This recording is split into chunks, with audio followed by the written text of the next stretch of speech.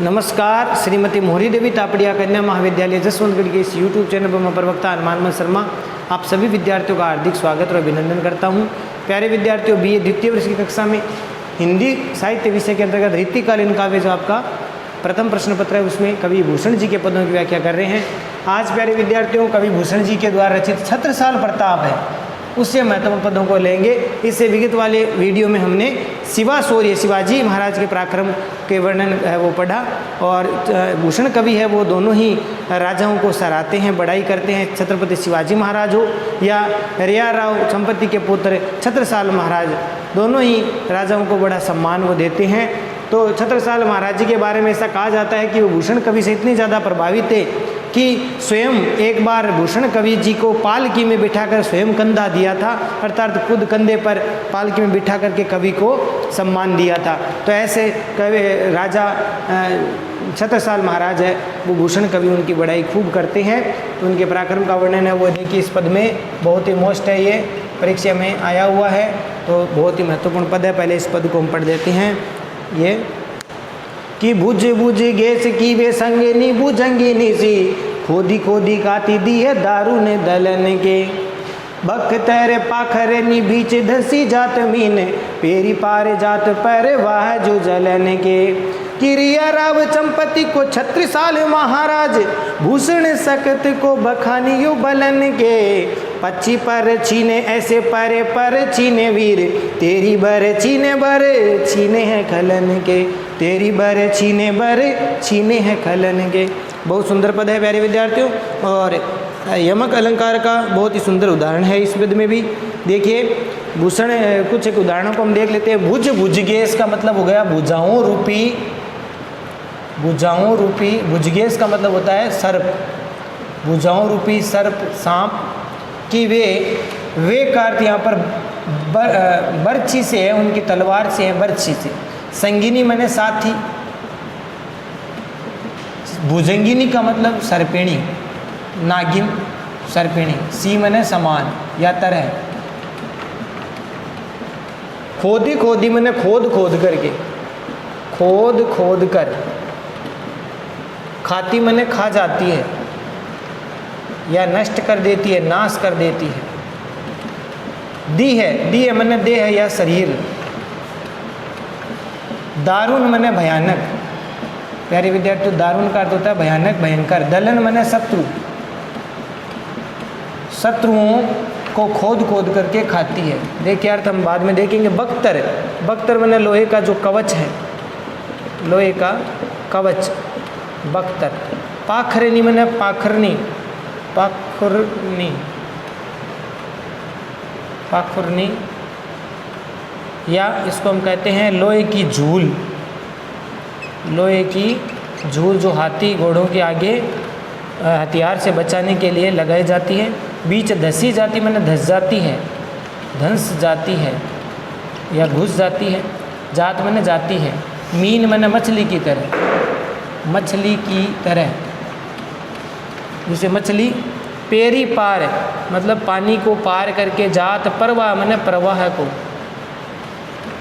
जो मैंने जैसे, जलन मैंने जल के, ठीक है। पेरी पार अर्थात प्यारे विद्यार्थियों पेरी पार का मतलब प्रविष्ट होकर के या समा करके। पेरी का मतलब हो गया प्रविष्ट होकर के या समा कर। पार जात मैंने पार हो जाती है, पार हो जाती है। और रिया राव चंपती के, रिया राव चंपती के, चंपती को यानी चंपती के पुत्र यहाँ छत्रसाल महाराज भूषण एक सकत, सकत मैंने सकता है, को बखानियो बलन के, यानी आपके बल का, आपकी ताकत का, शक्ति का बखान भला कौन कर सकता है। बखान मैंने वर्णन, कौन वर्णन कर सकता है। यो मैंने इस प्रकार से आपके वर्णन। पक्षी पर छीने, पक्षी का अर्थ हो गया पक्षी, पर छीने मैंने पंख छीन लिए हैं, पंख छीन लिए हैं। ऐसे परे मैंने ऐसे पड़े हुए हैं। पर छीने मैंने पंख को छीने हुए, अर्थात पंख विहीन, तो पंख विहीन हो गया। वीर मैंने वीर जो सैनिक है, यहाँ पर शत्रु सैनिकों के लिए कहा जा रहा है। और तेरी बरछी ने, हे राजा छत्रसाल, यहाँ तेरी शब्द किसके लिए आया है? छत्रसाल महाराज के लिए। छत्रसाल महाराज, आपकी बरछी ने, आपकी तलवार ने, बरछी ने यानी बर मन बल, ताकत को, छीने मन छीन लिया है या छीण कर दिया है, खलन मन दुष्टों के। अब इसका अर्थ देखिए प्यारे वीडियो, ये शब्दार्थ अब हम वर्णन करते हैं। प्रस्तुत पद्यांश कवि भूषण जी द्वारा रचित छत्रसाल प्रताप शीर्षक से उद्धृत है और इसमें महाराज छत्रसाल महाराज जी के पराक्रम की विशेषता, उनके शौर्य की विशेषता का वर्णन किया गया है। देखिए, बुझ बुझ गैस की वे संगिनी भुजंगी निसी खोदी खोदी खाती दी है दारू न दलने के। अर्थात प्यारे विद्यार्थियों, कवि भूषण जी कहते हैं, हे रैयाराव चंपती के पुत्र छत्रसाल महाराज, आपकी बर्छी है वो तो भुजा रूपी। आपकी बर्छी क्या है? आपकी बर्छी भुजा रूपी, आपकी बर्छी भुजा रूपी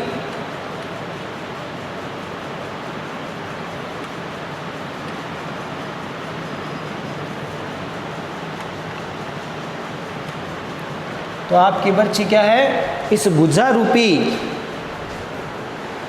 सर्पराज की संगिनी या पत्नी सर्पिणी के समान। किसके समान? यहाँ बर्छी को सर्पिणी के समान बताया है। ये बर्छी क्या है? बर्छी रूपी सर्पिणी और भुजा रूपी सांप। भुजा रूपी सांप या सर्प। तो इस भुजा रूपी सांप पर कौन सुशोभित हो रही है? बर्छी रूपी सर्पिणी। तो हे रैयाराव चंपती के पुत्र छत्रसाल महाराज, आपकी बर्छी तो भुजा रूपी जो सर्पराज है उसकी संगिनी सर्पिणी के समान क्या करती है? खोदी खोदी खाती दी है दारू ने दलन के। अर्थात ये बर्छी रूपी जो सर्पिणी है वो भयानक सर्पिणी शत्रुओं के समान, शत्रुओं को खोद खोद करके खा जाती है, अर्थात उनको नष्ट कर देती है। आपकी बर्छी ने बहुत सारे शत्रुओं को नष्ट करने का सामर्थ्य है। तो इस प्रकार से या उनको खाती है या डसती है। फिर देखिए, बख्तर पाखरनी बीच दसी जात मीन पेरी पार जात पर वाह जो जलन के। अर्थात कि आपके जो बर्छी है वह शत्रुओं के बख्तर यानी लोहे के कवचों पर, और बाखरनी का मतलब लोहे की जो झूल है, जो जाल है, उस लोहे की पाखरियों या जाल में इस प्रकार से धस जाती है। कैसे धस जाती है? बीच धसी जात में इस प्रकार से धस जाती है जैसे मछली प्यारे विद्यार्थियों पानी के बीच में, प्रवाह के बीच में, जैसे पानी के धारा के बीच में जैसे घुस जाती है, ऐसे आपकी तलवार शत्रुओं के लोहे के बख्तरों, कवचों और उनकी जालों में चीर करके पार चली जाती है। तो इस प्रकार से बर्छी का वर्णन किया गया उनके पराक्रम का, कि मछली के जल जैसे मछली जल की प्रबल धारा को चीर करके पार चली जाती है, उसी प्रकार से हे छत्रसाल महाराज, आपकी बर्छी शत्रुओं के कवचों और उनके पाखरियों पर अर्थात लोहे की झूल में घुस जाती है।